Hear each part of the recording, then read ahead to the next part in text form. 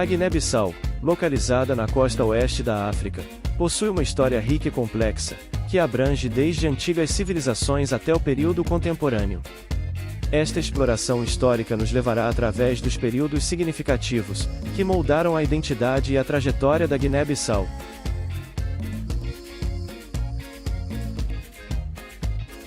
O território da atual Guiné-Bissau possui uma história rica e diversa, que remonta a tempos ancestrais. Antes da chegada dos colonizadores europeus, a região era habitada por vários grupos étnicos, cada um com sua própria cultura, língua e organização social. Entre os mais notáveis estavam os povos Mandinga, Fula e Balanta. Os Mandinga, conhecidos também como Mandinkas, são um grupo étnico que faz parte da maior família Mandé da África Ocidental. Eles são conhecidos por sua rica tradição oral e cultural, que inclui épicos e histórias passadas de geração em geração por griotes, os contadores de histórias. Historicamente, os Mandinga eram parte de grandes impérios africanos, como o Império do Mali, e estavam envolvidos em extensas redes comerciais que cruzavam o Sahel e o Saara. Eles são creditados com a introdução do Islã na região, que gradualmente se tornou a religião predominante entre muitos grupos étnicos. Os Fula, ou Fulani, são outro grupo significativo na Guiné-Bissau. Eles são pastores nômades conhecidos por sua habilidade em manejar gado e sua extensa rede de comércio que se estende por toda a África Ocidental. Os Fula também desempenharam um papel crucial na disseminação do Islã através de suas interações comerciais e culturais com outros grupos. Sua sociedade é altamente estruturada, com uma hierarquia social complexa baseada em linhagens e clãs. A música, a poesia e a dança Fulani são aspectos vitais de sua cultura, refletindo sua rica herança e tradições. Os Balanta são um dos maiores grupos étnicos na Guiné-Bissau. Tradicionalmente, eles são agricultores que cultivam arroz e praticam uma forma de agricultura de corte e queima. Os Balanta têm uma organização social distinta, baseada em aldeias autônomas governadas por um conselho de anciãos. Eles são conhecidos por suas habilidades na agricultura e por suas técnicas de cultivo sofisticadas, que incluem a construção de diques e canais de irrigação. A cultura Balanta é rica em tradições orais, músicas e danças, muitas das quais são realizadas durante cerimônias religiosas e festivais comunitários. Evidências arqueológicas na região indicam a presença de sociedades organizadas, e de uma cultura sofisticada desde tempos antigos. Achados arqueológicos, como ferramentas de pedra, cerâmicas e artefatos metálicos, sugerem que essas sociedades tinham um conhecimento avançado de metalurgia e agricultura. Estes grupos étnicos desenvolveram sistemas complexos de governo e comércio, conectando-se com outras regiões da África Ocidental através de redes de intercâmbio. A religião e as crenças espirituais desempenhavam um papel central na vida dessas comunidades antigas. Muitos dos povos da Guiné-Bissau praticavam religiões tradicionais africanas, que envolviam o culto a ancestrais, espíritos da natureza e deuses locais. Estas práticas religiosas eram frequentemente integradas com rituais agrícolas e ciclos sazonais, refletindo a profunda conexão dessas sociedades com a terra e o ambiente natural. A chegada dos comerciantes muçulmanos na Idade Média trouxe mudanças significativas para a região. O Islã foi gradualmente adotado por muitos grupos, levando a uma transformação cultural e religiosa. No entanto, as tradições e práticas religiosas pré-islâmicas continuaram a coexistir com o Islã, criando uma mistura única de crenças e práticas espirituais. A interação entre esses diferentes grupos étnicos, e a influência de impérios maiores, como o Mali e o Songhai, contribuíram para uma rica tapeçaria cultural na Guiné-Bissau. As trocas comerciais e culturais não só trouxeram bens materiais, mas também ideias, técnicas agrícolas e conhecimentos. Isso resultou em uma sociedade diversificada e dinâmica, capaz de adaptar-se às mudanças e influências externas. A língua também desempenha um papel vital na preservação da cultura e da identidade. Cada grupo étnico na Guiné-Bissau possui sua própria língua, com o Mandinga falando Mandé, os Fula falando Fulfulde, e os Balanta falando Balanta Kentoré. Essas línguas são mais do que simples meios de comunicação, elas são veículos de tradição, história e identidade cultural. A Guiné-Bissau, portanto, possui uma história antiga e multifacetada, marcada pela presença de diversos grupos étnicos que contribuíram para a rica tapeçaria cultural do país. Através das suas interações, resistências e adaptações, esses povos deixaram um legado duradouro que ainda influencia a vida contemporânea na Guiné-Bissau. A compreensão dessas antigas civilizações é essencial para apreciar plenamente a complexidade e a profundidade da história e cultura do país.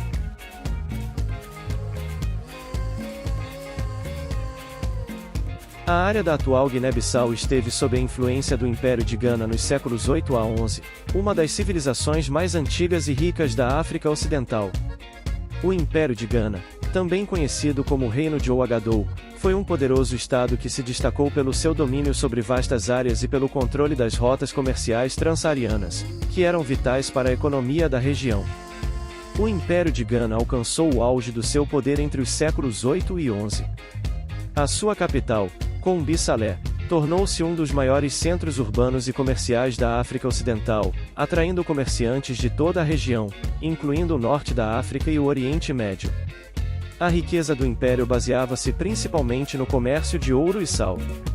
O ouro extraído das minas do sul do Sahel era trocado por sal, que era uma mercadoria essencial para a conservação de alimentos e a saúde humana, especialmente nas regiões quentes e áridas. A influência do Império de Gana na área que hoje é Guiné-Bissau não se manifestou através de uma ocupação direta, mas por meio de conexões comerciais e culturais. As rotas comerciais que atravessavam o Sahel e ligavam o interior da África Ocidental à costa eram controladas pelo Império, facilitando o fluxo de mercadorias, ideias e culturas entre diferentes regiões. Essa rede comercial foi crucial para o desenvolvimento econômico e cultural da Guiné-Bissau, pois permitiu que as comunidades locais acessassem produtos e tecnologias avançadas, além de estabelecer relações comerciais e diplomáticas com outras sociedades. O Império de Gana era governado por um rei conhecido como Gana, que exercia autoridade absoluta sobre o território. O governo centralizado e eficiente do Império garantiu a estabilidade política e econômica, promovendo o crescimento e a prosperidade. A administração do Império era altamente organizada, com uma burocracia que supervisionava a arrecadação de impostos, a gestão das rotas comerciais e a manutenção da ordem. A capacidade do Império de manter a paz e a segurança nas rotas comerciais foi um fator decisivo para o seu sucesso e longevidade. A sociedade do Império de Gana era complexa e estratificada. Havia uma clara divisão entre a classe governante, composta pela elite real e nobres, e a população comum, que incluía agricultores, artesãos e comerciantes. O comércio transsaariano não apenas trouxe riqueza material para o Império, mas também facilitou a disseminação de ideias religiosas e culturais. O Islã, por exemplo, foi introduzido na região através de comerciantes e estudiosos muçulmanos, e gradualmente se espalhou entre a elite governante, embora as crenças tradicionais africanas continuassem a ser amplamente praticadas. A influência cultural do Império de Gana na Guiné-Bissau também se refletiu na adoção de novas técnicas agrícolas, métodos de construção e artesanato. A introdução de práticas agrícolas mais eficientes ajudou a aumentar a produção de alimentos e a sustentar uma população crescente. Além disso, a arquitetura monumental do Império, caracterizada por grandes edifícios de pedra e tijolo, inspirou técnicas de construção locais. A queda do Império de Gana no século XI foi causada por uma combinação de fatores internos e externos. A expansão dos Almorávidas, um movimento religioso e militar berbere do norte da África, desempenhou um papel significativo na desestabilização do Império. Além disso, as mudanças climáticas e a pressão de outros estados emergentes na região contribuíram para o declínio do Império. No entanto, a influência duradoura do Império de Gana na África Ocidental, incluindo a área da atual Guiné-Bissau, é inegável. A estrutura econômica, social e cultural que ele ajudou a criar continuou a influenciar os desenvolvimentos posteriores na região. A área da Guiné-Bissau, sob a influência do Império de Gana, participou de uma rede vibrante de comércio e intercâmbio cultural que moldou significativamente o desenvolvimento da região. A riqueza, a organização política e as inovações culturais do Império deixaram um legado duradouro que continuou a impactar as sociedades locais muito depois do declínio do Império. A compreensão dessa época é crucial para apreciar a profundidade e a complexidade da história da Guiné-Bissau, e seu papel na história mais ampla da África Ocidental.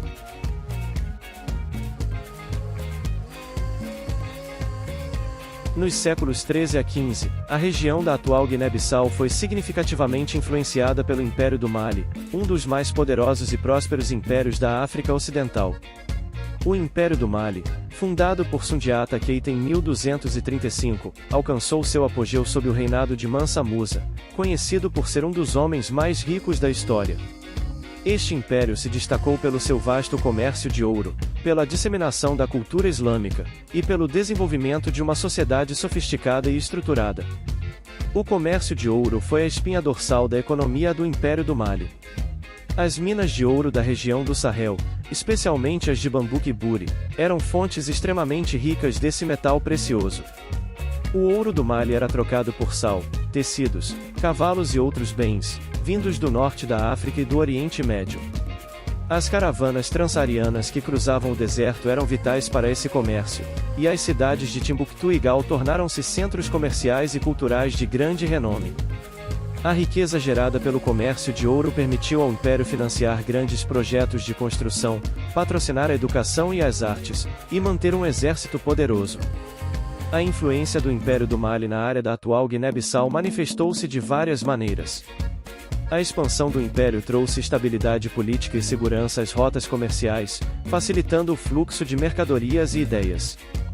As comunidades locais, como os Mandinga, os Fula, e outros grupos étnicos, participaram ativamente dessas redes comerciais, beneficiando-se da prosperidade econômica e das oportunidades de intercâmbio cultural. A disseminação da cultura islâmica foi uma das características mais marcantes do Império do Mali. O Islã foi introduzido na região por comerciantes e estudiosos muçulmanos, e gradualmente tornou-se a religião dominante entre a elite governante. Mansa Musa, que governou de 1312 a 1337, foi particularmente conhecido por sua devoção ao Islã e por sua famosa peregrinação a Meca em 1324. Durante essa peregrinação, ele distribuiu tanto ouro que causou uma inflação temporária no Cairo. A influência islâmica promoveu o desenvolvimento de centros de aprendizagem, como as universidades de Sankore em Timbuktu, onde se estudavam teologia, astronomia, matemática e outras ciências. Na área da Guiné-Bissau, a influência islâmica se refletiu na arquitetura, na educação e nas práticas religiosas. As mesquitas foram construídas e tornaram-se centros de aprendizado e oração. As escolas corânicas surgiram, onde os jovens estudavam o Alcorão e outros textos religiosos. Além disso, as práticas culturais e sociais começaram a incorporar elementos islâmicos, como a adoção de nomes árabes, vestimentas e costumes alimentares. O governo do Império do Mali era altamente centralizado e eficiente, com uma hierarquia bem definida e uma administração sofisticada. O imperador, ou Mansa, era considerado não apenas um líder político, mas também uma figura espiritual. Ele governava com a ajuda de um conselho de ministros e governadores provinciais, que administravam diferentes regiões do império. Essa estrutura de governança permitiu a manutenção da ordem e da justiça, promovendo a coesão social e a estabilidade política. A influência cultural do Império do Mali também se manifestou nas artes, na música e na literatura. A tradição oral desempenhava um papel crucial na preservação da história e da cultura. Os griots, ou contadores de histórias, eram responsáveis por narrar os feitos heróicos dos reis e dos guerreiros, bem como por transmitir o conhecimento e as tradições de geração em geração. A música e a dança eram partes integrantes das cerimônias religiosas e sociais, refletindo a rica tapeçaria cultural do Império. A queda do Império do Mali no final do século XV foi causada por uma combinação de fatores internos e externos. A pressão dos povos vizinhos, como os Songhai, que eventualmente estabeleceram seu próprio império poderoso, e a instabilidade interna contribuíram para o declínio do império. No entanto, a influência duradoura do Mali continuou a ser sentida na África Ocidental, incluindo a área da atual Guiné-Bissau, por muitos séculos. A influência do Império do Mali nos séculos 13 a 15 foi profunda e abrangente na região da atual Guiné-Bissau. A prosperidade econômica gerada pelo comércio de ouro, a disseminação da cultura islâmica, e o desenvolvimento de uma sociedade sofisticada deixaram um legado duradouro. A compreensão dessa época é essencial para apreciar a complexidade e a riqueza da história e da cultura da Guiné-Bissau, e seu papel significativo na história mais ampla da África Ocidental.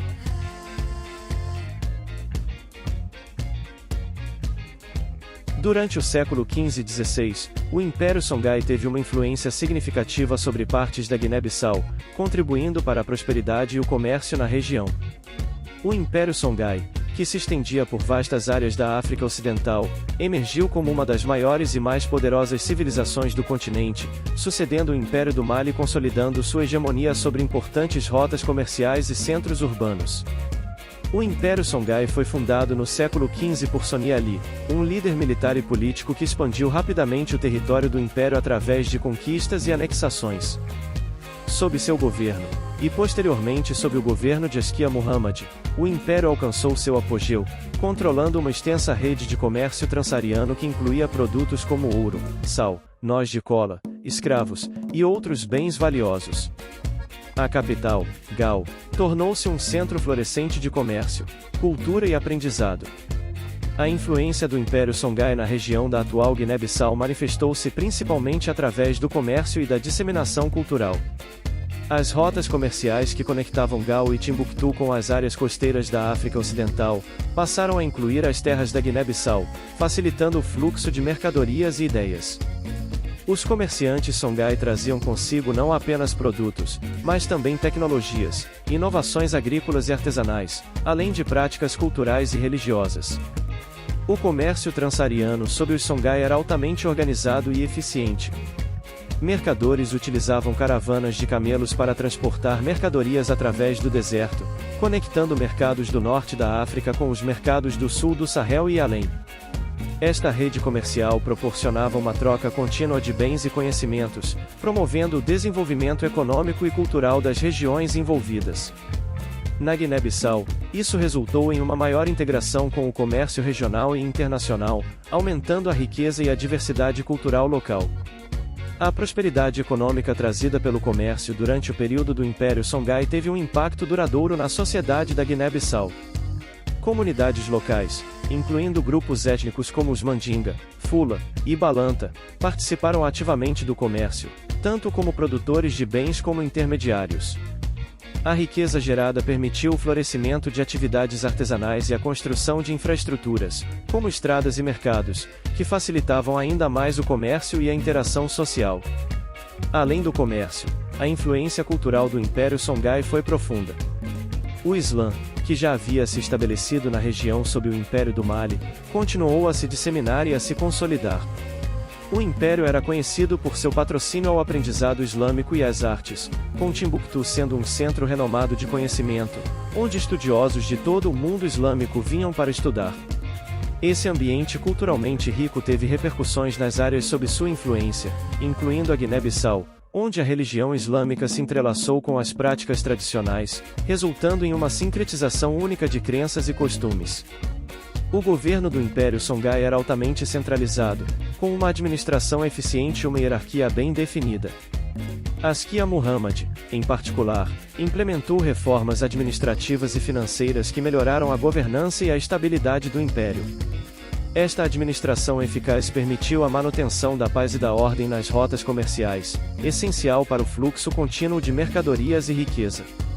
A segurança proporcionada pelo Império incentivou o comércio e a migração, levando a um aumento na diversidade étnica e cultural nas áreas sob sua influência, incluindo a Guiné-Bissau. A influência do Império Songhai na Guiné-Bissau também pode ser vista nas tradições orais e na literatura. Os griots, contadores de histórias que preservavam e transmitiam a história e a cultura através de gerações, desempenharam um papel vital na sociedade. Eles narravam histórias de heróis, reis e guerreiros, mantendo viva a memória coletiva e a identidade cultural. A música e a dança eram partes integrais dessas tradições, refletindo a rica tapeçaria cultural que caracterizava a região. O declínio do Império Songhai no final do século XVI foi precipitado pela invasão marroquina de 1591, que resultou na captura de Timbuktu e Gao. A derrota e subsequente fragmentação do Império levaram a um período de instabilidade e mudança na região. No entanto, a influência duradoura do Império Songhai continuou a ser sentida na Guiné-Bissau, tanto economicamente quanto culturalmente. Durante os séculos XV e XVI, o Império Songhai teve uma influência significativa na Guiné-Bissau, trazendo prosperidade e comércio à região. A integração nas redes comerciais transsaarianas, a disseminação cultural e religiosa, e o impacto econômico deixaram um legado duradouro que moldou a história e o desenvolvimento da Guiné-Bissau. A compreensão desse período é essencial para apreciar a profundidade e a complexidade da história da Guiné-Bissau, e sua interconexão com a história mais ampla da África Ocidental.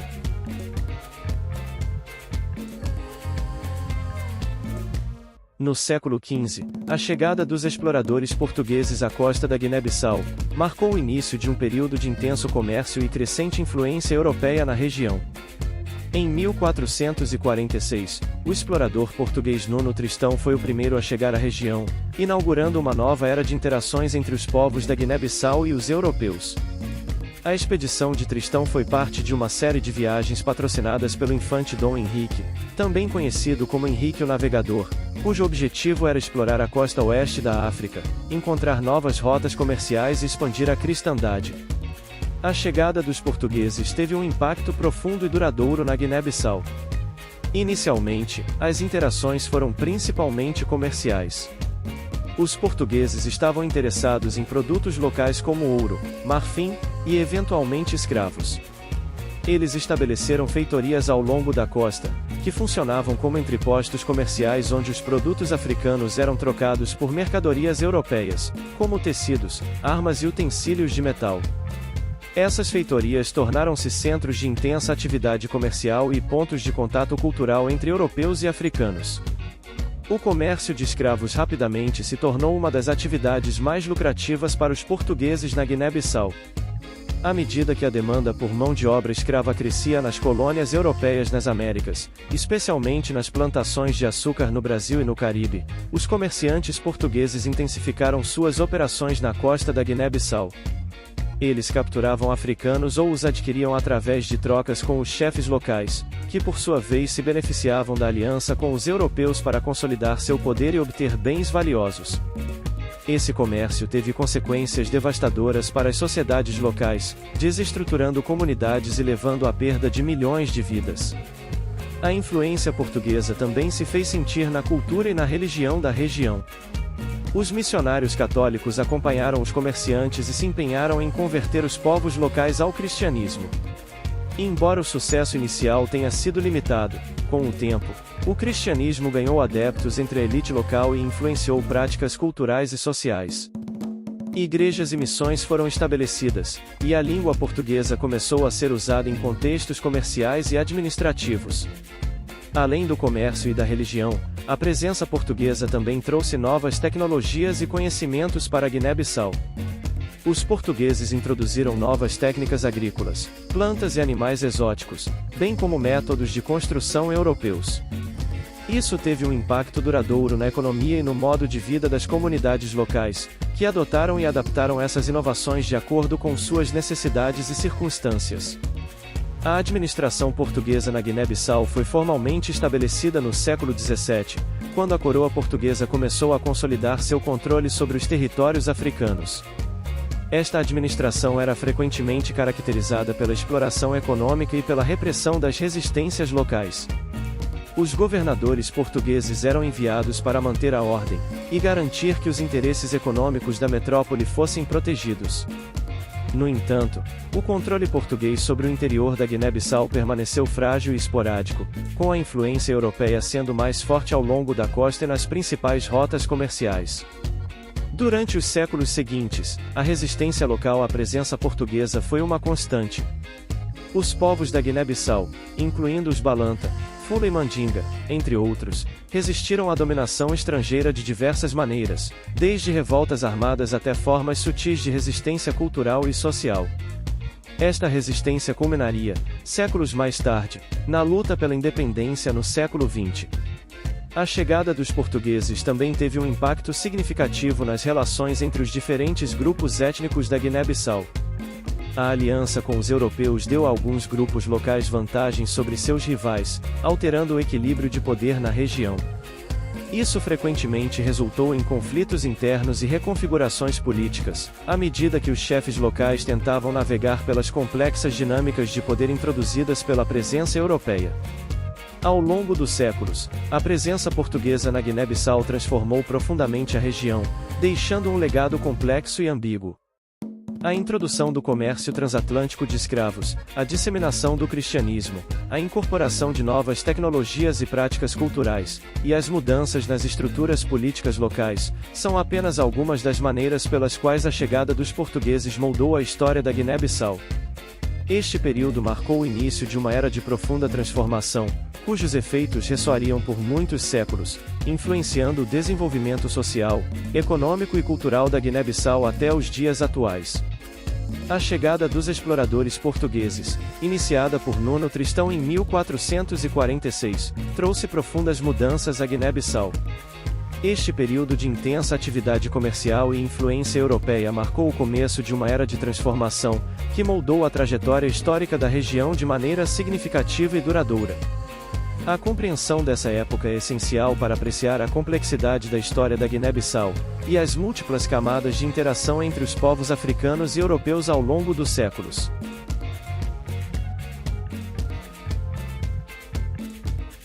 No século XVI, os portugueses intensificaram sua presença na região da atual Guiné-Bissau, estabelecendo postos comerciais e fortalezas que serviram como centros nevrálgicos para o comércio transatlântico.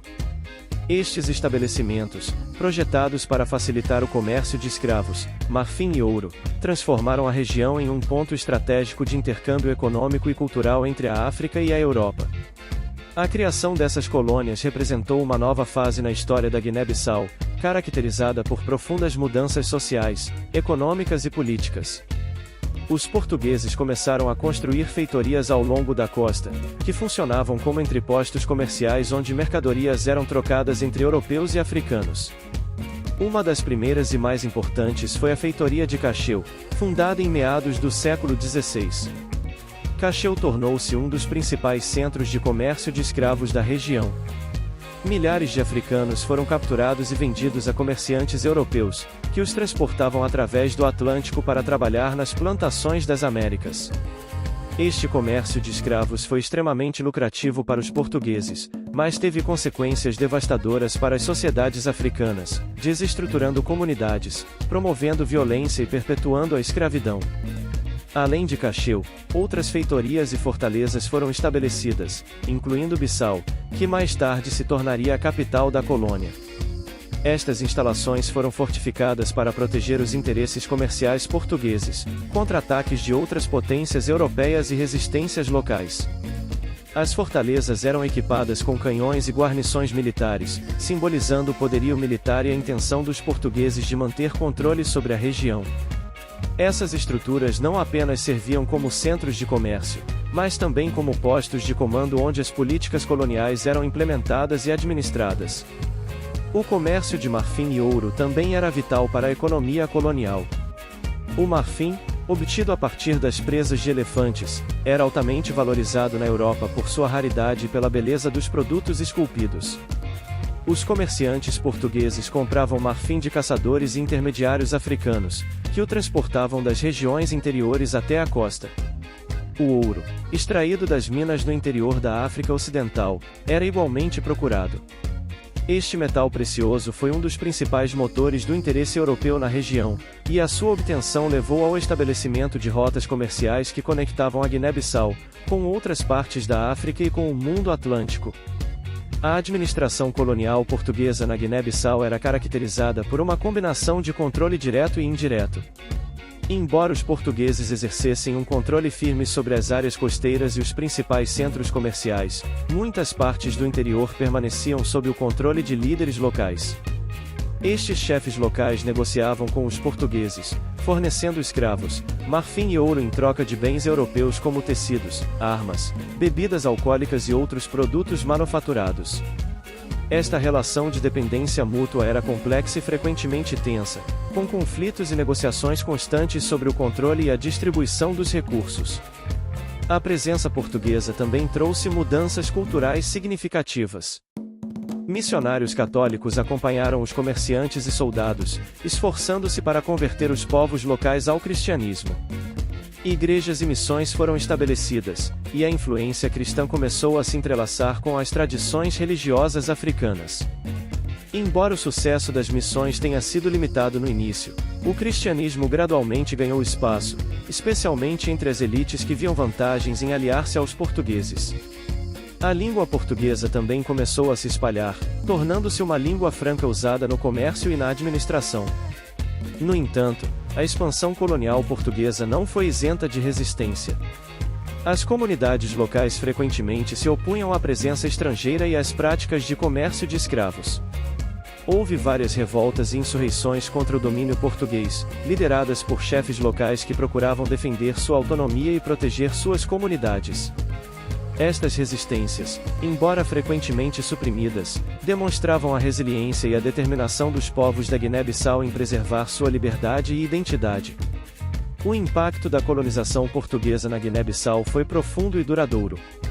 A economia colonial, centrada no comércio de escravos, marfim e ouro, gerou riqueza para os comerciantes portugueses, mas causou destruição e sofrimento para as populações locais.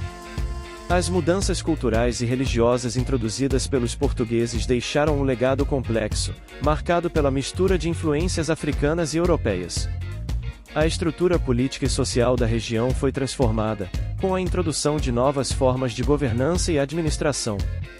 No século XVI, os portugueses estabeleceram postos comerciais e fortalezas na região da atual Guiné-Bissau, centrando-se no comércio de escravos, marfim e ouro. Estas colônias tornaram-se centros de comércio e intercâmbio cultural, deixando um legado duradouro que moldou a história e o desenvolvimento da Guiné-Bissau.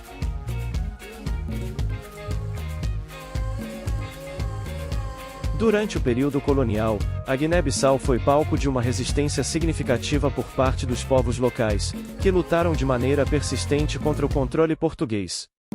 Entre os mais notáveis grupos de resistência estavam os Balanta e os Bijagós, cujas lutas pela autonomia e liberdade deixaram uma marca indelével na história da região.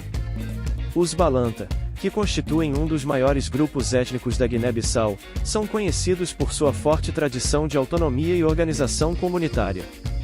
Eles viviam principalmente em áreas rurais, onde praticavam agricultura de subsistência e mantinham uma estrutura social baseada em clãs e conselhos de anciãos. A imposição do domínio colonial português, com suas políticas de tributação e trabalho forçado, foi profundamente perturbadora para os Balanta, que estavam determinados a defender sua independência e modo de vida. A resistência dos Balanta frequentemente se manifestava em forma de revoltas e confrontos diretos com as forças coloniais. Eles utilizavam táticas de guerrilha, aproveitando seu conhecimento do terreno e a falta de infraestrutura das áreas rurais, para lançar ataques surpresa contra os postos portugueses. Além disso, os Balanta empregavam estratégias de resistência passiva, como a recusa em pagar tributos e a sabotagem das plantações coloniais, o que dificultava a administração portuguesa. Outro grupo significativo na resistência local foram os Bijagós, um povo insular com uma forte identidade cultural, e uma longa história de resistência à interferência externa. Os Bijagós habitam o arquipélago dos Bijagós, uma série de ilhas ao largo da costa da Guiné-Bissau, e são conhecidos por sua habilidade náutica e seu profundo conhecimento do ambiente marinho. A geografia das ilhas proporcionava uma vantagem estratégica na resistência contra o domínio colonial, dificultando as tentativas portuguesas de subjugá-los. Os Bijagós resistiram à colonização através de uma combinação de resistência armada e isolamento. Eles frequentemente atacavam navios e feitorias portuguesas, utilizando suas embarcações ágeis e o conhecimento das águas costeiras para evitar a captura. As ilhas dos Bijagós também serviram como refúgio para outros grupos e indivíduos que fugiam da opressão colonial, fortalecendo ainda mais a capacidade de resistência da comunidade. Além dos Balanta e Bijagós, outros grupos étnicos na Guiné-Bissau também participaram da resistência contra o domínio colonial. Os Mandinga, por exemplo, que tinham uma forte tradição de comércio e redes sociais abrangentes na África Ocidental, utilizaram sua influência para organizar e apoiar movimentos de resistência. Os Fula, conhecidos por suas habilidades pastorais e mobilidade, também desempenharam um papel na luta contra a colonização, muitas vezes se aliando a outros grupos para resistir às incursões portuguesas. A resistência local na Guiné-Bissau não se limitou apenas a confrontos armados. A luta contra o domínio colonial também incluiu formas de resistência cultural e espiritual. As práticas religiosas tradicionais e os sistemas de crenças locais foram mantidos e praticados, como uma forma de afirmar a identidade cultural e desafiar a assimilação imposta pelos colonizadores. A preservação das línguas nativas, costumes e tradições ajudou a manter viva a coesão social e a resistência ao domínio estrangeiro. Apesar das tentativas portuguesas de suprimir a resistência, através de campanhas militares e políticas de divisão, a determinação dos povos locais em lutar pela sua liberdade nunca diminuiu.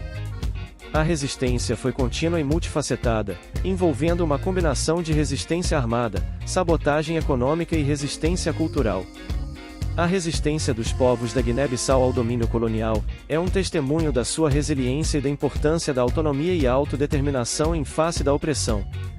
A persistência da resistência local eventualmente culminou em um movimento organizado pela independência no século XX. Inspirados pelos legados de resistência de seus antepassados, líderes como Amílcar Cabral emergiram para guiar a luta pela libertação nacional. O Partido Africano para a Independência da Guiné e Cabo Verde foi fundado em 1956, e liderou uma luta armada de guerrilha contra o domínio português, que culminou na independência da Guiné-Bissau em 1973, reconhecida internacionalmente em 1974 após a Revolução dos Cravos em Portugal. A história da resistência local na Guiné-Bissau é uma narrativa de coragem, resiliência e um profundo compromisso com a liberdade. A luta dos Balanta, Bijagós e outros grupos étnicos contra o domínio colonial português é uma parte fundamental da identidade nacional da Guiné-Bissau. A resistência contínua não só moldou a trajetória da independência do país, mas também deixou um legado duradouro de orgulho e determinação, que continua a influenciar a nação até os dias de hoje. Este espírito de resistência e a luta pela autodeterminação refletem-se na vida cotidiana da Guiné-Bissau, onde as tradições culturais e os valores comunitários continuam a ser celebrados e preservados. A história da resistência contra o domínio colonial é uma lembrança constante da força e da unidade do povo guineense em sua busca pela liberdade e justiça.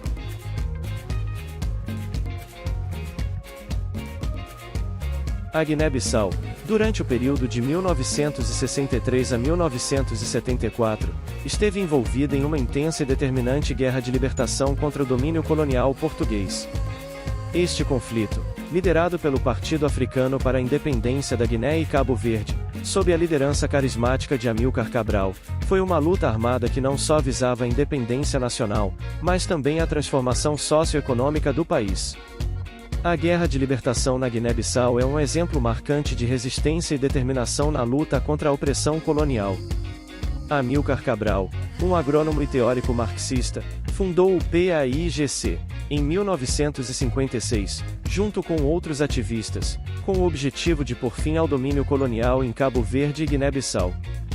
Cabral acreditava firmemente que a independência não poderia ser alcançada sem uma mobilização popular, e a conscientização das massas sobre a necessidade de se libertarem das amarras coloniais. A estratégia de Cabral era baseada na construção de uma sólida base política, e na preparação para uma guerra de guerrilha, que seria sustentada pela população local. A Guerra de Libertação começou oficialmente em 23 de janeiro de 1963, quando o PAIGC lançou um ataque às forças portuguesas em Tite. Este evento marcou o início de uma campanha de guerrilha que se espalhou rapidamente pelo interior do país. O PAIGC, com seu profundo conhecimento do terreno e o apoio das comunidades locais, conseguiu estabelecer zonas libertadas, onde a administração colonial portuguesa tinha pouca ou nenhuma presença. Estas zonas libertadas serviram como bastiões da resistência, onde o PAIGC podia organizar a população, fornecer educação e cuidados de saúde, e treinar suas forças militares. Uma das estratégias mais eficazes do PAIGC foi a utilização de táticas de guerrilha, que incluíam emboscadas, sabotagens e ataques surpresa. As forças guerrilheiras, conhecidas como milícias populares, eram compostas por camponeses e trabalhadores locais, que recebiam treinamento militar básico e eram profundamente comprometidos com a causa da libertação. A guerrilha era sustentada pelo apoio logístico e moral da população rural, que fornecia abrigo, alimentos e informações às forças do PAIGC. O papel de Amílcar Cabral como líder e ideólogo foi crucial para o sucesso do movimento de libertação. Cabral não só liderou a luta armada, mas também trabalhou incansavelmente para construir uma frente unida de resistência contra o colonialismo. Ele foi um defensor da solidariedade internacional, e conseguiu obter apoio político e material de diversos países e movimentos anticoloniais, incluindo a União Soviética, a China e Cuba. Este apoio externo foi vital para sustentar a Guerra de Libertação, fornecendo armas, treinamento e assistência técnica. Apesar da superioridade militar e tecnológica das forças portuguesas, a Guerra de Libertação na Guiné-Bissau revelou-se um desafio imenso para o regime colonial. As tropas portuguesas enfrentavam dificuldades logísticas e a hostilidade do terreno, enquanto o PAIGC continuava a expandir suas operações e a consolidar seu controle sobre as zonas libertadas. A guerra teve um custo humano elevado, com milhares de mortos e deslocados, mas a determinação e a resiliência do povo guineense mantiveram viva a luta pela independência. Em 1973, um ano antes do fim oficial da guerra, o PAIGC proclamou unilateralmente a independência da Guiné-Bissau, em 24 de setembro, em Madina do Bué, uma área controlada pelo movimento. Esta declaração foi um gesto de desafio ao regime colonial e uma afirmação da autodeterminação do povo guineense. O novo governo estabelecido pelo PAIGC, nas zonas libertadas, começou a operar como uma administração de fato, organizando eleições e instituindo políticas de desenvolvimento. O assassinato de Amílcar Cabral em 20 de janeiro de 1973 foi um golpe duro para o movimento de libertação, mas não conseguiu deter o ímpeto da luta pela independência. A liderança do PAIGC foi assumida por outros membros do partido, que continuaram a guerra com vigor renovado. A morte de Cabral tornou-se um símbolo de sacrifício e inspiração, galvanizando ainda mais a resistência contra o domínio colonial. A Revolução dos Cravos em Portugal, em abril de 1974, marcou o colapso do regime ditatorial de Salazar e Caetano, e mudou radicalmente o cenário político. O novo governo português, liderado por militares progressistas, estava disposto a negociar o fim das guerras coloniais, e a conceder independência às colônias. Em 10 de setembro de 1974, Portugal reconheceu oficialmente a independência da Guiné-Bissau, pondo fim a mais de uma década de conflito armado.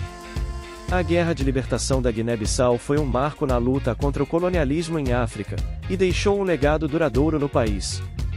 A liderança visionária de Amílcar Cabral e a coragem dos combatentes do PAIGC transformaram a luta pela independência em uma realidade.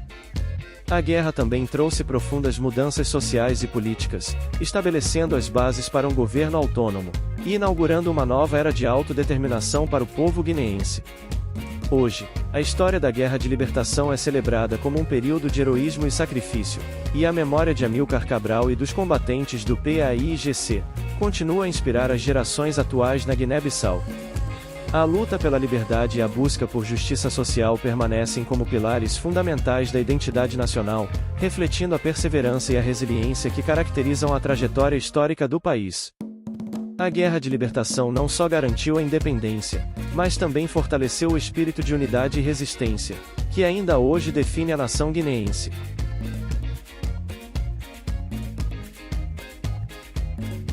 Após a conquista da independência em 1974, a Guiné-Bissau emergiu como uma nação livre, mas rapidamente se deparou com desafios significativos. O Partido Africano para a Independência da Guiné e Cabo Verde, que liderou a luta pela libertação sob a liderança de Amílcar Cabral, assumiu o controle do governo. No entanto, a euforia da independência foi rapidamente substituída pela realidade de uma nação em reconstrução, enfrentando profundas dificuldades econômicas, sociais e políticas. A infraestrutura do país estava devastada pela Guerra de Libertação, e a economia, predominantemente agrícola, necessitava de uma recuperação substancial.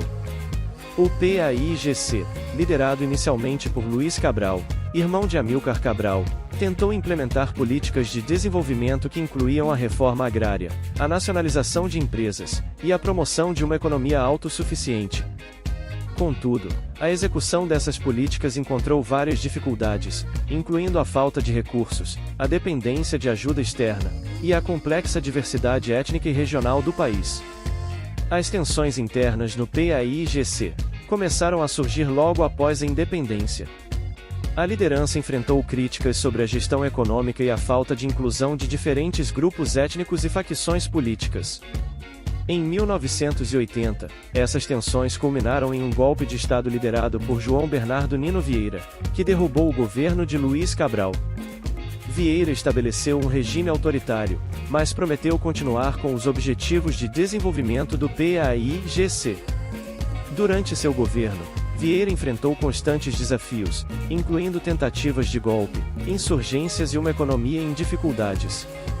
A década de 1980 foi marcada por uma combinação de austeridade econômica, reformas estruturais e repressão política. Vieira implementou ajustes econômicos que foram exigidos por instituições financeiras internacionais, como o Fundo Monetário Internacional e o Banco Mundial, mas essas medidas frequentemente resultaram em descontentamento popular, devido ao aumento do desemprego e à redução de serviços públicos. Além disso, a corrupção e a má gestão continuaram a prejudicar o progresso do país. Nos anos 1990, a Guiné-Bissau começou a transição para uma democracia multipartidária. Em 1991, uma nova Constituição foi promulgada, permitindo a formação de partidos políticos além do PAIGC, e introduzindo um sistema de eleições multipartidárias. As primeiras eleições multipartidárias ocorreram em 1994, resultando na vitória de Nino Vieira, que foi reeleito presidente. No entanto, a democracia recém-estabelecida foi frágil e marcada por instabilidade política. Conflitos internos no PAIGC, a resistência de grupos oposicionistas e as rivalidades étnicas e regionais, contribuíram para um ambiente político volátil. Em 1998, a Guiné-Bissau foi abalada por uma guerra civil, que eclodiu quando Ansoumani Mané, ex-chefe das Forças Armadas, liderou uma rebelião contra o governo de Vieira. A guerra civil causou destruição significativa e deslocamento de milhares de pessoas. A intervenção de tropas da Comunidade Econômica dos Estados da África Ocidental ajudou a mediar um acordo de paz, mas a instabilidade continuou. Vieira foi deposto em 1999 e substituído por um governo de transição, que organizou novas eleições em 2000. As eleições de 2000 resultaram na vitória de Kumba Yala, um líder oposicionista, mas seu governo foi marcado por uma administração errática, e pela incapacidade de resolver os problemas econômicos e sociais do país. Em 2003, Yala foi deposto por um golpe militar liderado por Veríssimo Correia Seabra, que instaurou mais um governo de transição. Em 2005, Nino Vieira retornou ao poder através de eleições democráticas, mas seu segundo mandato foi tumultuado e terminou tragicamente com seu assassinato em 2009. A década de 2010 também foi caracterizada por instabilidade política, com uma série de golpes de Estado e tentativas de golpe. Em 2012, um golpe militar interrompeu as eleições presidenciais, e a instabilidade persistiu, impedindo o desenvolvimento econômico e social do país. Apesar dessas dificuldades, a Guiné-Bissau continuou a realizar eleições e a tentar consolidar sua democracia. Em 2014, José Mário Vaz foi eleito presidente, e o país experimentou um breve período de estabilidade relativa. A transição para uma democracia multipartidária na Guiné-Bissau tem sido um processo longo e difícil, marcado por ciclos de esperança e desapontamento. A instabilidade política crônica, combinada com os desafios econômicos e sociais, tem dificultado a consolidação de um sistema democrático robusto e funcional. No entanto, o espírito de resistência e a determinação do povo guineense continuam a ser uma fonte de inspiração e esperança para o futuro. A história recente da Guiné-Bissau é um testemunho da complexidade da construção de uma nação em meio a adversidades, mas também da resiliência e da capacidade de adaptação de seu povo.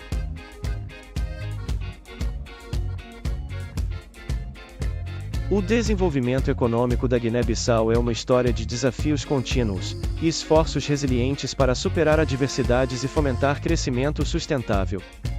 Como um dos países mais pobres do mundo, a Guiné-Bissau tem lutado para se estabelecer economicamente desde a sua independência em 1974.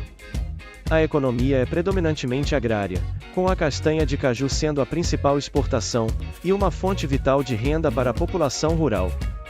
A produção de castanha de caju emprega uma grande parte da força de trabalho, e contribui significativamente para o produto interno bruto do país. Apesar da importância do caju, a economia da Guiné-Bissau enfrenta grandes desafios devido à falta de diversificação.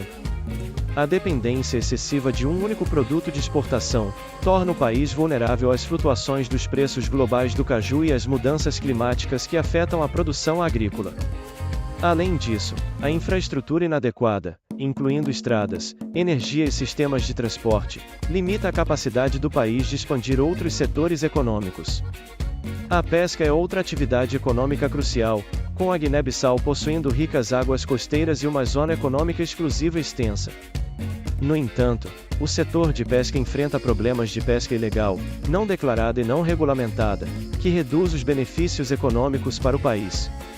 A falta de capacidade de monitoramento e de aplicação das leis de pesca permite que embarcações estrangeiras explorem os recursos marinhos sem contribuir adequadamente para a economia local. O setor de mineração, particularmente a extração de bauxita e fosfatos, tem potencial significativo, mas enfrenta desafios relacionados ao investimento insuficiente, à falta de infraestrutura adequada e às preocupações ambientais. A instabilidade política e a corrupção também têm desencorajado investimentos estrangeiros diretos, que são essenciais para o desenvolvimento do setor de mineração e de outros setores industriais. A instabilidade política crônica tem sido um dos maiores obstáculos ao desenvolvimento econômico da Guiné-Bissau. Desde a independência, o país sofreu uma série de golpes de Estado, guerras civis e mudanças abruptas de governo, que tem criado um ambiente incerto e imprevisível para o investimento e o crescimento econômico. A falta de continuidade nas políticas econômicas e a má governança tem contribuído para a baixa confiança dos investidores e a fraca performance econômica. Os esforços de reforma econômica têm sido implementados com o apoio de organizações internacionais como o Fundo Monetário Internacional e o Banco Mundial. Esses esforços incluem programas de ajuste estrutural, reformas fiscais, melhoria da gestão das finanças públicas, e iniciativas para promover a transparência e combater a corrupção. Embora essas reformas tenham gerado algum progresso, os resultados têm sido mistos e muitas vezes limitados pela capacidade institucional fraca, e pela resistência política interna. A pobreza generalizada continua a ser um desafio enorme, com a maioria da população vivendo abaixo da linha da pobreza. A insegurança alimentar é prevalente, e o acesso limitado a serviços básicos como saúde, educação e saneamento, contribui para baixos índices de desenvolvimento humano. A falta de oportunidades econômicas levou muitos jovens guineenses a emigrar em busca de melhores condições de vida, resultando em uma diáspora significativa, que, embora contribua com remessas vitais, representa uma perda de capital humano para o país. A comunidade internacional tem desempenhado um papel importante no apoio ao desenvolvimento econômico da Guiné-Bissau. A ajuda ao desenvolvimento, projetos de cooperação técnica e programas de capacitação têm sido fornecidos por diversas organizações e países parceiros. No entanto, a eficácia dessa ajuda tem sido muitas vezes prejudicada pela falta de coordenação, pela corrupção e pela instabilidade política. Nos últimos anos, houve esforços para promover o turismo como uma forma de diversificação econômica. A Guiné-Bissau possui um potencial turístico significativo com suas Ilhas Bijagós, uma reserva da biosfera da Unesco, rica em biodiversidade e cultura. No entanto, o desenvolvimento do turismo enfrenta desafios como a falta de infraestrutura, a percepção de insegurança, e a necessidade de promoção internacional eficaz. O futuro econômico da Guiné-Bissau depende da capacidade de enfrentar esses desafios de maneira coordenada e sustentada. A estabilização política, a melhoria da governança, a diversificação econômica e o investimento em infraestrutura são essenciais para criar um ambiente propício ao crescimento e ao desenvolvimento sustentável. A promoção de uma economia mais inclusiva, que ofereça oportunidades para todos os segmentos da sociedade, é crucial para reduzir a pobreza e melhorar o bem-estar geral da população. O desenvolvimento econômico da Guiné-Bissau é uma tarefa complexa e de longo prazo, que requer o compromisso contínuo do governo, da sociedade civil e da comunidade internacional. A resiliência e a determinação do povo guineense serão fundamentais para superar os desafios e construir um futuro mais próspero e sustentável para o país.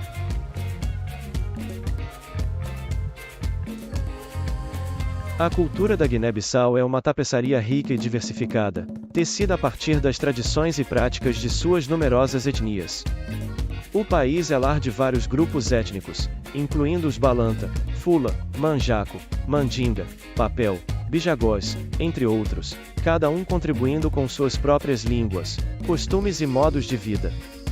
Essa diversidade étnica se reflete em todos os aspectos da vida cotidiana, desde as estruturas sociais até as práticas agrícolas e alimentares. Uma das características mais marcantes da cultura guineense é o papel central da comunidade e da família extensa. As decisões importantes são frequentemente tomadas em conjunto, envolvendo não apenas os membros diretos da família, mas também a comunidade mais ampla. Essa abordagem comunitária se estende às práticas agrícolas, onde a cooperação e a ajuda mútua são comuns, especialmente durante a época de plantio e colheita. As tradições orais desempenham um papel crucial na preservação da história e da cultura. Contadores de histórias, conhecidos como griotes, são guardiões de lendas, histórias de antepassados e conhecimentos tradicionais. Eles desempenham um papel importante em cerimônias e rituais, passando sabedoria e ensinamentos de geração em geração. Essa tradição oral é vital para manter vivas as identidades culturais das diferentes etnias. A culinária da Guiné-Bissau é outro aspecto significativo de sua cultura, refletindo a diversidade étnica e a abundância de recursos naturais. A dieta é baseada em arroz, mandioca, milho e produtos da pesca. Pratos tradicionais como caldeirada, um ensopado de peixe, arroz de cuchá, um arroz cozido com folhas de cuchá e óleo de palma, e a famosa cabidela, um prato de carne ou frango cozido em sangue e vinagre, são exemplos de como a comida é profundamente entrelaçada com as tradições culturais. As refeições são ocasiões comunitárias, onde a partilha de alimentos fortalece os laços sociais. Os rituais e celebrações são partes integrais da vida cultural na Guiné-Bissau. Festividades religiosas, como o Tabasqui, Eid al-Adha, para os muçulmanos, e festas cristãs, como a Páscoa e o Natal, são celebradas com grande entusiasmo. Além das festividades religiosas, existem celebrações tradicionais específicas de cada grupo étnico, como as festas de iniciação dos Balanta, que marcam a transição de jovens para a vida adulta. Esses rituais são frequentemente acompanhados por cerimônias elaboradas, que podem incluir música, dança e trajes tradicionais. A língua é outro componente vital da cultura guineense. Embora o português seja a língua oficial, é falado por uma minoria da população. Crioulo, uma língua crioula baseada no português, é amplamente utilizado como língua franca. Além disso, cada grupo étnico tem sua própria língua nativa, o que contribui para a rica tapeçaria linguística do país. A preservação dessas línguas é um desafio constante, mas também uma prioridade cultural para muitas comunidades. A religião desempenha um papel significativo na vida das pessoas na Guiné-Bissau. O islamismo e o cristianismo são as religiões predominantes, mas muitas práticas religiosas tradicionais continuam a ser uma parte vital da vida espiritual. Essas práticas incluem a veneração de ancestrais, rituais de fertilidade e cerimônias de cura, que muitas vezes são conduzidas por líderes espirituais tradicionais, conhecidos como curandeiros ou xamãs. A religião é frequentemente sincrética, com elementos de tradições indígenas sendo incorporados nas práticas islâmicas e cristãs. As roupas tradicionais também são uma expressão importante da identidade cultural. As vestimentas podem variar significativamente entre os diferentes grupos étnicos, com cada um tendo trajes específicos para cerimônias e eventos especiais. As mulheres muitas vezes usam panos coloridos e elaborados, enquanto os homens podem ser vistos em roupas tradicionais durante festivais e celebrações. Essas roupas não são apenas um símbolo de identidade, mas também desempenham um papel em rituais e cerimônias. A educação na Guiné-Bissau enfrenta muitos desafios, mas também é uma área de grande importância cultural. O sistema educacional é uma mistura de ensino formal e informal, com muitas crianças aprendendo habilidades tradicionais e conhecimentos culturais de seus familiares e membros da comunidade. As escolas enfrentam dificuldades devido à falta de recursos e infraestrutura, mas existem esforços contínuos para melhorar a educação e garantir que as crianças tenham acesso ao aprendizado. As práticas agrícolas e de subsistência estão profundamente enraizadas nas tradições culturais. A agricultura de subsistência é a principal atividade econômica, com o cultivo de arroz, milho, mandioca e amendoim sendo comuns. As técnicas agrícolas variam entre os diferentes grupos étnicos, refletindo conhecimentos tradicionais passados de geração em geração. A pesca também é uma atividade vital, especialmente nas áreas costeiras, onde as comunidades dependem do mar para sustento. Os sistemas de organização social na Guiné-Bissau são complexos e variados. As sociedades são geralmente organizadas em clãs ou linhagens, com líderes tradicionais desempenhando papéis importantes na governança local. Esses líderes, muitas vezes conhecidos como régulos ou chefes, são responsáveis por mediar disputas, conduzir cerimônias e representar suas comunidades perante as autoridades governamentais. A estrutura social é baseada no respeito mútuo e na cooperação, com as tradições desempenhando um papel central na manutenção da ordem e da harmonia. A Guiné-Bissau, com sua rica tapeçaria cultural, oferece um exemplo vívido de como a diversidade étnica, as tradições orais, a culinária, os rituais, a linguagem, a religião, as vestimentas, a educação, as práticas agrícolas e os sistemas de organização social se entrelaçam para formar uma identidade nacional única.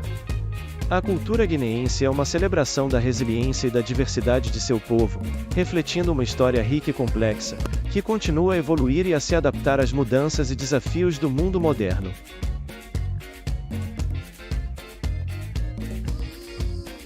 A arquitetura e a arte na Guiné-Bissau são expressões vibrantes da sua rica herança cultural e histórica. A arquitetura tradicional do país varia significativamente entre as diferentes regiões e grupos étnicos, refletindo a diversidade cultural e as influências históricas que moldaram a nação.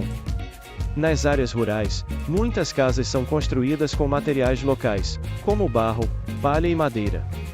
As habitações tradicionais dos Balanta, por exemplo, são conhecidas por suas formas circulares, com paredes de barro e telhados de palha, projetadas para serem resistentes às condições climáticas da região. Nas Ilhas Bijagós, a arquitetura é igualmente distinta. As aldeias são frequentemente construídas em locais elevados para proteção contra inundações e ataques. As casas, chamadas de tabancas, são construídas com paredes de barro e cobertas com folhas de palmeira, oferecendo um excelente isolamento térmico. Essas estruturas não são apenas funcionais, mas também carregam um profundo simbolismo cultural e espiritual, sendo frequentemente decoradas com padrões geométricos e outras formas artísticas que têm significados rituais. A influência portuguesa, resultado de séculos de colonização, é visível na arquitetura urbana, especialmente na capital Bissau. Edifícios coloniais com fachadas coloridas, varandas de ferro forjado e grandes pátios internos refletem o estilo arquitetônico lusitano adaptado ao clima tropical. A Fortaleza de Amura, um dos marcos históricos mais importantes da cidade, exemplifica a arquitetura militar colonial, construída pelos portugueses no século XVII para proteger o porto e a cidade. A arte na Guiné-Bissau é igualmente diversificada e rica, abrangendo uma ampla gama de formas e estilos. As tradições artísticas variam entre os grupos étnicos, mas muitas compartilham temas comuns relacionados à vida cotidiana, espiritualidade e natureza. A escultura em madeira é uma forma de arte particularmente significativa, com artistas criando máscaras, estatuetas e instrumentos musicais que são usados em cerimônias e rituais. Essas esculturas são frequentemente estilizadas e simbólicas, refletindo a cosmologia e as crenças espirituais das comunidades.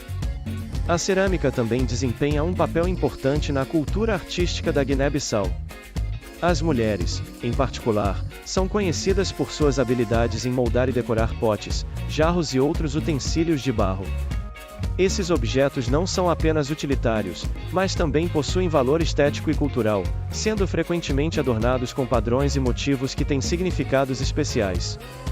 A produção de cerâmica é muitas vezes um processo comunitário, envolvendo várias etapas de preparação, modelagem e queima, que fortalecem os laços sociais e culturais. A tecelagem e a produção de tecidos são outras formas de arte tradicionais na Guiné-Bissau.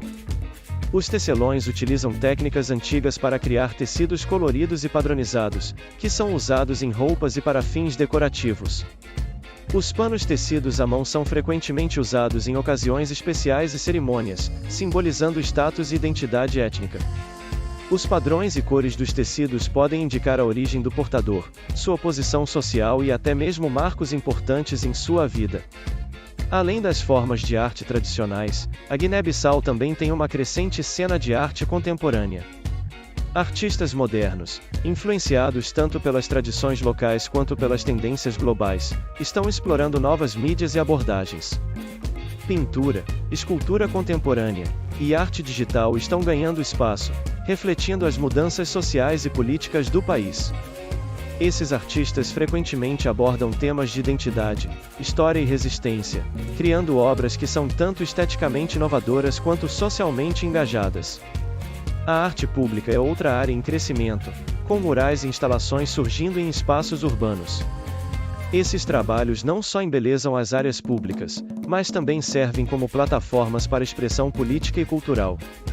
Em Bissau, murais vibrantes retratam figuras históricas, cenas do cotidiano e temas sociais, tornando-se um meio poderoso de comunicação e resistência. O artesanato tradicional continua a ser uma parte vital da economia e da cultura da Guiné-Bissau. Mercados de artesanato, como o famoso mercado de Bandim, em Bissau, são lugares onde artistas e artesãos vendem suas criações, desde joias feitas à mão até esculturas e têxteis. Esses mercados são centros de intercâmbio cultural, onde turistas e locais podem apreciar e adquirir peças únicas, que representam a rica herança cultural do país. Em termos de preservação do patrimônio, a Guiné-Bissau enfrenta desafios significativos.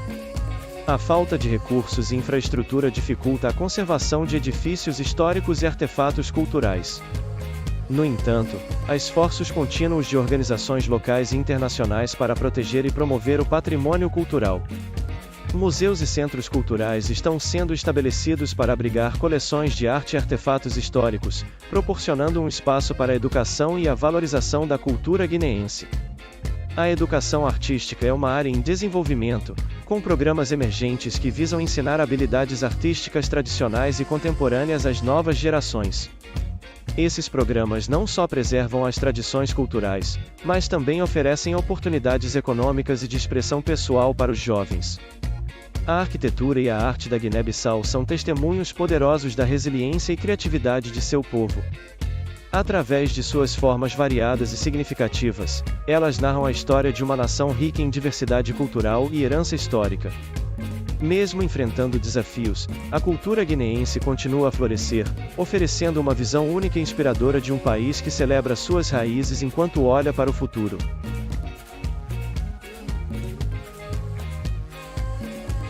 A música e a dança da Guiné-Bissau são expressões vibrantes e dinâmicas da rica herança cultural do país, refletindo a diversidade étnica e histórica de suas populações. As tradições musicais e de dança são profundamente enraizadas na vida cotidiana e nas cerimônias, desempenhando um papel vital na identidade e coesão social das comunidades. A música na Guiné-Bissau é caracterizada por uma rica tapeçaria de ritmos, melodias e estilos que variam entre os diferentes grupos étnicos. Os Balanta, um dos maiores grupos étnicos do país, tem uma tradição musical única que utiliza instrumentos como o tina, um tipo de tambor, e o balafon, um xilofone africano. A música Balanta é muitas vezes polirrítmica e complexa, com canções que acompanham danças comunitárias e rituais de passagem. Outro grupo étnico significativo, os Bijagós, possuem uma tradição musical que é intrinsecamente ligada às suas práticas espirituais e sociais. A música bijagó é frequentemente performada em cerimônias de iniciação e outras celebrações comunitárias. Os instrumentos incluem tambores e chocalhos, e as canções frequentemente apresentam chamadas e respostas, refletindo a estrutura comunitária de suas performances. Os Mandinga, um grupo étnico que teve uma influência histórica significativa na região, trazem uma rica tradição musical influenciada pela cultura islâmica e pelo comércio transsaariano. Instrumentos como o cora, um tipo de harpa alaúde, e o djembe, um tambor de mão, são centrais na música mandinga. Canções tradicionais muitas vezes contam histórias épicas e lendas, transmitindo conhecimentos históricos e morais de geração em geração. A música fula, praticada pelos fula ou fulani, é igualmente rica e diversa. Os Fula são conhecidos por sua música pastoral, que acompanha suas tradições nômades de pastoreio. Instrumentos como o odu, um tipo de alaúde, e o hititi, um violino de uma corda, são comuns. As canções Fula são muitas vezes melodiosas e líricas, refletindo a vida pastoral e a paisagem da savana. A música moderna da Guiné-Bissau também tem uma presença vibrante, com influências de gêneros globais como o reggae, hip hop e a música eletrônica. Artistas contemporâneos como José Carlos Schwartz e a banda Super Mama Jombo ganharam reconhecimento internacional, misturando ritmos tradicionais com sons modernos. Schwartz, por exemplo, é conhecido por suas letras politicamente engajadas durante a luta pela independência, enquanto Super Mama Jombo combinou estilos tradicionais com influências modernas para criar uma sonoridade única, que ressoou tanto localmente quanto internacionalmente. A dança na Guiné-Bissau é igualmente diversa e integral à cultura do país. Cada grupo étnico possui suas próprias danças tradicionais, que são performadas em uma variedade de contextos sociais e cerimoniais. As danças balanta, por exemplo, são energéticas e acrobáticas, frequentemente realizadas em grandes grupos durante cerimônias de colheita ou rituais de iniciação. Essas danças são acompanhadas por músicas tocadas em tambores e balafons, e são caracterizadas por movimentos vigorosos e sincronizados. As danças bijagó, por outro lado, são profundamente ritualísticas e espirituais. Muitas dessas danças são realizadas durante cerimônias de iniciação, onde jovens são introduzidos às responsabilidades da vida adulta. As danças são acompanhadas por música tocada em tambores e instrumentos de percussão, e frequentemente envolvem máscaras e trajes elaborados que representam espíritos e ancestrais. Os mandinga têm uma rica tradição de danças que são performadas em casamentos, celebrações religiosas e outras ocasiões especiais. Uma das danças mais conhecidas é a cancurangue, uma dança de mascarados que desempenha um papel importante nas cerimônias de iniciação, e é considerada uma forma de proteger a comunidade contra espíritos malignos. Os dançarinos vestem trajes elaborados e máscaras, e a dança é acompanhada por música tocada em tambores e coras. A dança Fula é igualmente significativa, com danças que refletem a vida pastoral e a importância do gado na cultura Fula. As danças são muitas vezes realizadas em celebrações comunitárias e cerimônias de casamento, e são caracterizadas por movimentos graciosos e fluidos que imitam o movimento dos animais. Além das tradições musicais e de dança tradicionais, a Guiné-Bissau também tem uma cena contemporânea vibrante que incorpora influências globais. A música e a dança contemporâneas são frequentemente performadas em clubes, festas e eventos culturais, refletindo a dinâmica e a criatividade dos jovens guineenses. Artistas e dançarinos modernos combinam elementos tradicionais com estilos modernos, criando novas formas de expressão que ressoam tanto localmente quanto globalmente. A importância da música e da dança na Guiné-Bissau vai além do entretenimento. Elas são formas poderosas de comunicação e expressão, usadas para transmitir histórias, ensinar valores culturais e unir comunidades. Em um país marcado por uma história de resistência e resiliência, a música e a dança servem como lembranças vivas da identidade cultural e da herança comum. A educação musical e de dança também está em crescimento, com programas comunitários e escolas de arte sendo estabelecidas, para ensinar essas tradições às novas gerações. Esses programas não só preservam as tradições culturais, mas também oferecem oportunidades para os jovens explorarem suas criatividades e encontrarem novas formas de expressão. A música e a dança da Guiné-Bissau são tesouros culturais, que refletem a rica tapeçaria de sua história e a diversidade de seus povos. Elas são expressões vivas de uma identidade cultural, que celebra tanto suas raízes tradicionais quanto sua capacidade de inovar e se adaptar. Em cada ritmo, melodia e movimento de dança, a alma da Guiné-Bissau se revela, oferecendo uma janela para a vida vibrante e resiliente de seu povo.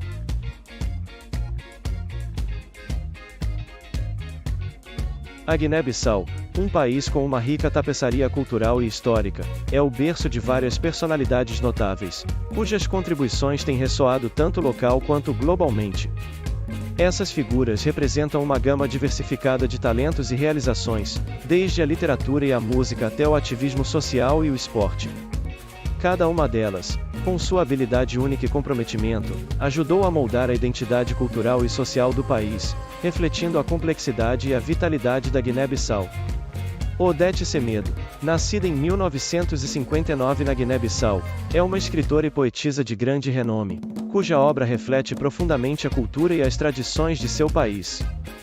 Ela começou sua carreira literária escrevendo em crioulo e português, utilizando sua poesia e prosa para abordar temas como identidade, resistência e a condição feminina na sociedade guineense. Semedo é também uma figura acadêmica respeitada, tendo dedicado parte de sua vida à educação e ao ensino superior, onde influenciou gerações de jovens escritores e pensadores. As obras de Odete Semedo são notáveis por sua autenticidade e compromisso com a realidade social da Guiné-Bissau. Entre seus trabalhos mais conhecidos estão Entre o Ser e o Amar e No Fundo do Canto, que exploram as complexidades da vida cotidiana e as lutas enfrentadas pelo povo guineense. Sua influência vai além das fronteiras literárias, pois ela tem sido uma voz ativa na promoção da literatura e da cultura guineense em plataformas internacionais. Através de sua escrita e ativismo cultural, Odete Semedo tem contribuído significativamente para a valorização e preservação da herança cultural da Guiné-Bissau. José Carlos Schwartz, nascido em 1949 na Guiné-Bissau, foi um destacado músico e poeta, amplamente reconhecido por sua contribuição significativa à música e à cultura do país. Sua formação musical e suas influências foram moldadas tanto pela tradição africana quanto por estilos modernos, resultando em uma sonoridade única que mesclava ritmos tradicionais com influências contemporâneas. Fundador da banda Cobiana Jazz, Schwartz utilizou sua plataforma para expressar questões sociais e políticas, abordando temas de justiça, identidade e a luta pela independência da Guiné-Bissau através de suas letras e performances. Schwartz é particularmente notável por sua capacidade de integrar a música tradicional da Guiné-Bissau com novos estilos, criando um som inovador que ajudou a popularizar a música guineense no cenário internacional. Suas obras, incluindo álbuns como Djunga e Asa de Lata, são celebradas por sua habilidade de transmitir emoções e histórias complexas, ao mesmo tempo em que preservam e promovem a herança cultural africana.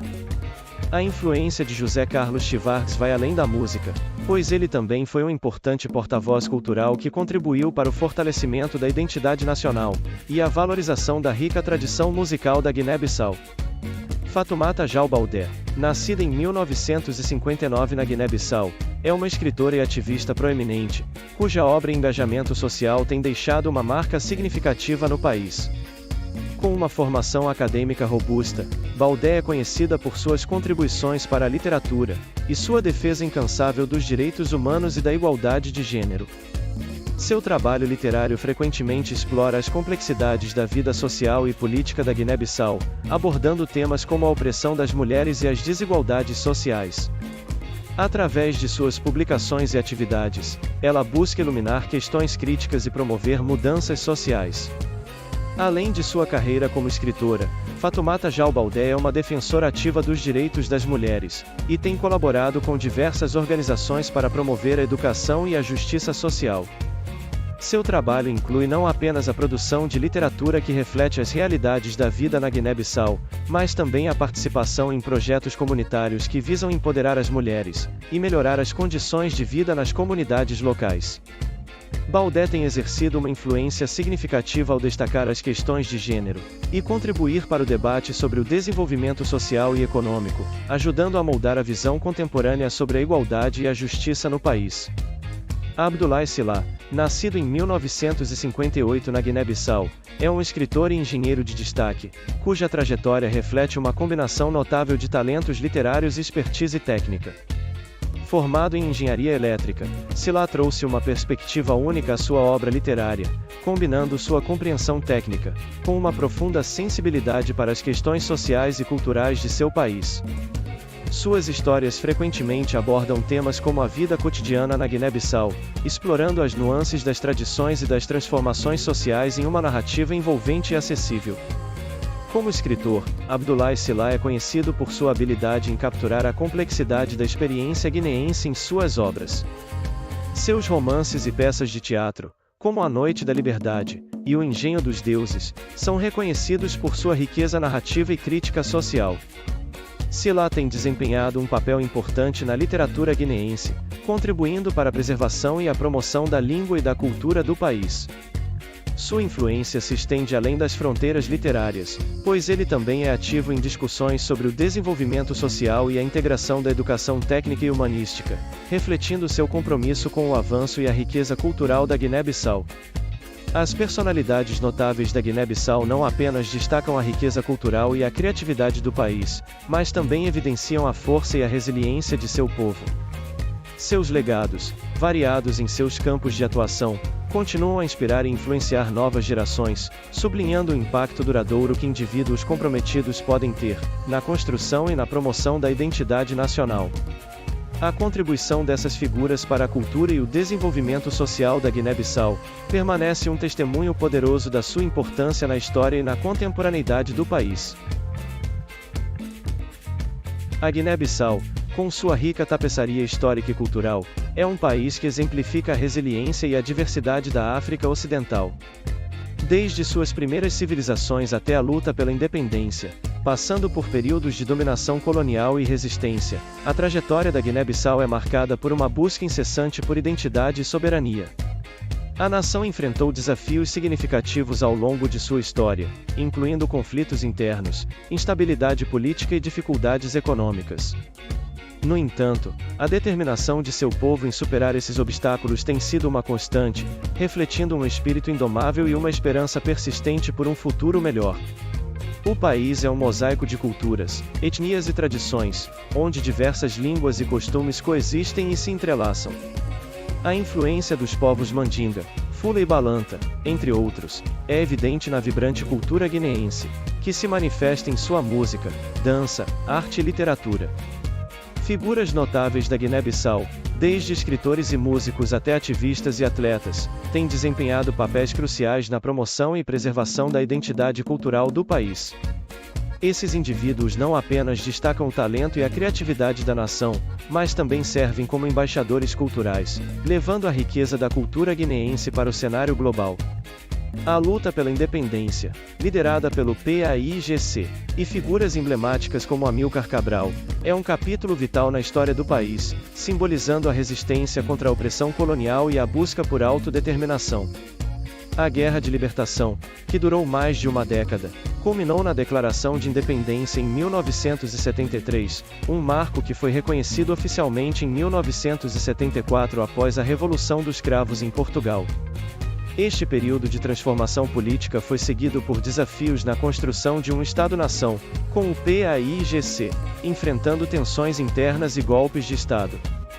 A transição para uma democracia multipartidária nos anos 1990 marcou um esforço significativo para estabilizar o governo e promover a participação política, embora a instabilidade tenha persistido em várias formas. Economicamente, a Guiné-Bissau tem enfrentado dificuldades, mas também possui um potencial significativo. O país é rico em recursos naturais, incluindo a pesca, a agricultura e a exploração de bauxita. No entanto, a instabilidade política e a falta de infraestrutura adequada têm sido obstáculos ao desenvolvimento sustentável. Esforços para melhorar a governança e atrair investimentos estrangeiros são cruciais para o progresso econômico e social do país. A agricultura continua sendo um pilar da economia guineense, com o cultivo de caju, arroz e outros produtos agrícolas desempenhando um papel vital no sustento da população e na geração de renda. A cultura da Guiné-Bissau é uma celebração da diversidade e da herança ancestral. As práticas culturais, as festividades e as expressões artísticas refletem a riqueza da vida comunitária e a importância das tradições. A música e a dança, em particular, são elementos centrais da cultura guineense, com estilos como o Gumbi e o Tina oferecendo uma visão sobre as histórias e os sentimentos do povo. A arte e a arquitetura locais também contam a história do país, desde as estruturas coloniais até as criações contemporâneas que misturam influências tradicionais e modernas. A Guiné-Bissau é um país que, apesar dos desafios, continua a trilhar seu caminho com determinação e esperança. A história de resistência, a riqueza cultural e a busca por um desenvolvimento sustentável são testemunhos do potencial e da capacidade de superação de seu povo. A identidade guineense, Forjada através de séculos de luta e resiliência, é uma força motriz que inspira e orienta o país, em sua jornada contínua rumo a um futuro próspero e inclusivo. A Guiné-Bissau permanece um símbolo de diversidade, cultura e resistência, com seu povo olhando para o futuro com uma visão de crescimento e desenvolvimento, enquanto preserva e celebra sua rica herança histórica e cultural.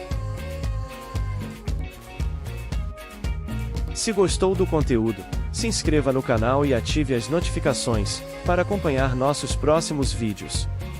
Deixe seu like e compartilhe, para podermos alcançar mais e mais pessoas. Agradecemos a companhia e te esperamos nos próximos vídeos.